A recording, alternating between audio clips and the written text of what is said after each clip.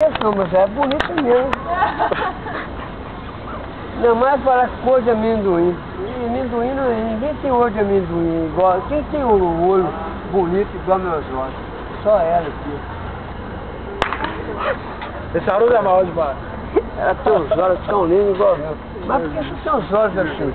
Porque, sabe, quando Deus te desenhou, eu estava namorando.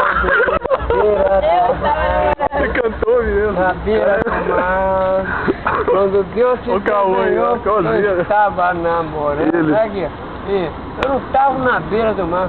Eu estava na beira do mar. É o pai de Fred. Folha. Eu não estava igual formiga não, mas meu nome é Haroldo, hein? Mas Deus é maior do que a formiga. Porque Deus colocou todo mundo no mundo e a formiga também. Então tu vai saber por qual que é. Porque a ciência, ela é bonita. Você não é científica, não? Esses olhos, Deus, esse par de olhos mansos já buscava madura, hein? Eu quero ela verde.